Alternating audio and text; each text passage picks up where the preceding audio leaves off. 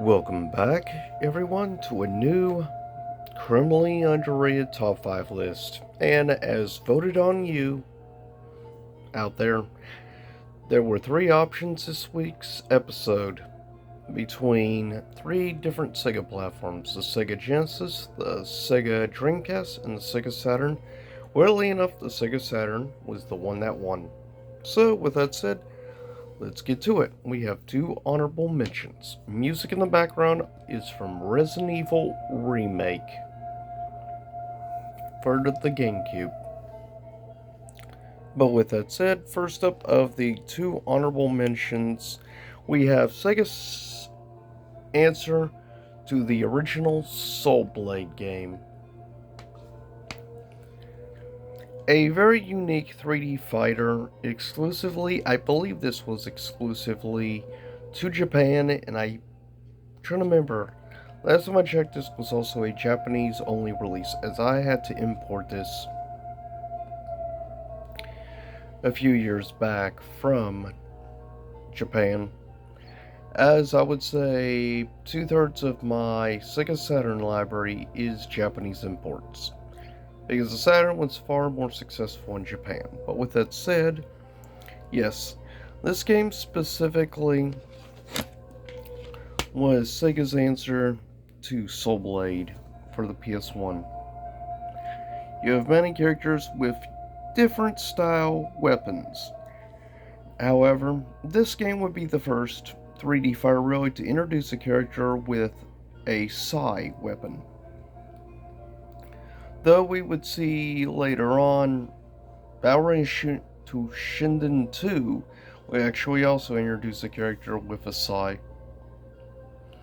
I would say, now gameplay wise, this game is far superior to that of like Battle to Shinden. It plays way better overall. I would actually say it's not quite as good as Soul Blade, but I would actually say it's probably from this specific time frame of 3D fighting weapon based fighters. This is probably the second best of the time next to Soul Blade, in all honesty. This is a great experience if you're looking for something different and unique for the Saturn. There aren't too many 3D weapon based fighting games. So this is definitely unique if you're looking for something like that.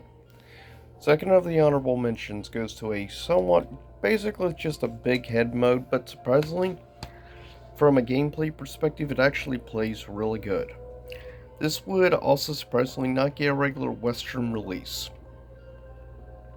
Strictly Japan only. Virtual Fighter Kids. Basically, it's just a kid mode with like big head and stuff. But surprisingly, it actually plays very good. And it mostly uses stages from Virtual Fighter 2. So if you're looking for an interesting experience also, and you like those kind of gimmicks and stuff to find games, I definitely recommend giving a shot to Virtual Fighter Kids. It's not a super expensive fighting game on the Saturn, so check it out. Also, the previous game I picked up that I just talked about is also surprisingly relatively affordable now. First up of the top 5 is a bit pricier, however, even for the Japanese release. For me, coming at number 5 goes to, of course, from Capcom, Marvel Superheroes. A all-time classic, in my opinion, of this earlier era of anime-style fighters. Marvel Superheroes is great. I mean, just between the fact you could play using Infinity Stones in this, which is pretty awesome, and the fact you would also get a couple of the X-Men characters from the previous game, X-Men Children of the Atom. But this also would introduce, of course, characters like Iron Man, Spider-Man, Incredible Hulk, which is busted, Psylocke. Yeah, in this game you could actually use Magneto. You also had, of course, Wolverine, one of my personal all-time favorite characters in this game, Blackheart, of course, representing Ghost Rider universe. But seriously, it is an awesome game. If you've never played Marvel Superheroes, give it a shot. It is actually a lot of fun. Though with the new Marvel vs. Capcom Fine Collection coming out, you get a real chance, if you've never played this game, to give this game a shot. It is definitely worth your time. And yeah, I think it's currently underrated compared to the regular Marvel vs. Capcom like crossover games. This game doesn't get near enough love. This would also be the introduction of the sub boss, specifically, of course, none other than the big man himself, Dr. Von Doom, and also the main boss, of course, being Thanos. Coming in at number 4, another Capcom fighter, which came out not too long ago in a fine collection. Does change the fact this game was underrated as all heck. And it probably has something to do with the fact it was originally Japanese only release and only for the Sega Saturn. Cyberbot's Full Metal Madness is actually the game where, of course, the character Jin, which would debut big-wise in Marvel vs. Capcom 1 and then Marvel vs. Capcom 2, but has not been back since MVC 2. If you ever get a chance, I definitely recommend checking out Cyberbots. It is a fun game, plus there are cheat codes of characters you can unlock, like a giant Gundam-sized version of Akuma. Sorry for the yawn, still a little early. But with that said, yes. Akuma is a blast to play in the game. The fact you're playing a giant mecha Goki, as he's called in this, Mecha Goki. But with that said, it is a blast. The stages, I think graphically it looks good. Gameplay aspect, it still holds up pretty well in my opinion. If you ever get a chance, check out Cyberbots. Coming at number 3. If you're looking for a great RPG experience on the Saturn, coming at number 3 is Shining Force 3. And I will say, if you've never actually played, and yes, there is an English version of the game, but I chose to go with the Japanese import version with, luckily, fan done, like English.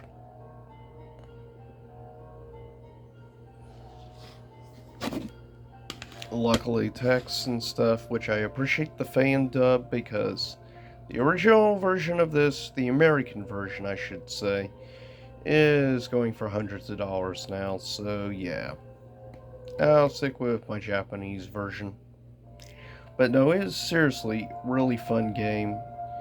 I love the interactive stuff in the stages. The combat is great. That's where this game really excels, is in the combat area. Yeah, of course, the Japanese Saturn spine. I always believe in trying to keep everything complete. But seriously, if you ever get a shot to try that, or heaven forbid, emulate, seriously, give this game a shot. It is a lot of fun, honestly. Shining Force needs to get a re-release, even if just digital, on modern platforms. This game deserves way more love than it gets. Coming in at number 2, one of probably the most underrated 3D fighters of this era. Now this would also actually get a release on as a launch title in the long box for the PS1. However, Saturn version is the one I got, plus I've heard that the Saturn version plays better overall as well. But Zero Divide, The Final Conflict, is a great robot game, and I do love, keep in mind, in the 90s I was uber fan of like mechs, anything mech related, thanks to stuff like original Transformers, as well as Beast Wars, of course, Robotech, and of course G Gundam, Gundam Wing, OG Mobile Suit Gundam. And this game is actually a lot of fun. There's a lot of characters. The music is unique, to say the least. If you want a full, in-depth review on this game, I recommend checking out Sega Lord X and his video on this title. It is quite good, but yeah, this is definitely a 3D fighter more people need to give a shot to. So if you have a PlayStation and you're interested, you can pick it up, but it is going to be a little pricey because it is a long box, keep in mind, on PS1. It's actually probably cheaper. Coming at number 1 needs no real introduction. Panzer Dragoon Saga. This game is arguably really the crowning jewel to anybody's Sega collection. Now keep in mind, I understand if how many people have not played this game just because of the price alone, and it's not the easiest game to actually emulate, as people for years have been trying to do a great emulation of Panzer Dragoon Saga, but even still, even the so-called PC Master Race has their issues with trying to emulate this game. That's the thing, Saturn has never been one of the easiest consoles to try to emulate. Dreamcast is the polar opposite. Though you can unfortunately burn discs, and that was one of the things that led to the Dreamcast's downfall. Saturn, however, has some incredible games, whether it be fighting games, whether it be classic shooter games, arcade style, or whether it be JRPGs, as well as on-rail shooters.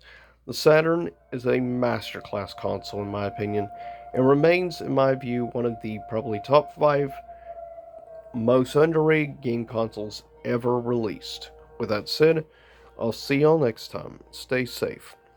If you get a chance, or curious overall about the gameplay of Panzer Dragoon Saga, check it out.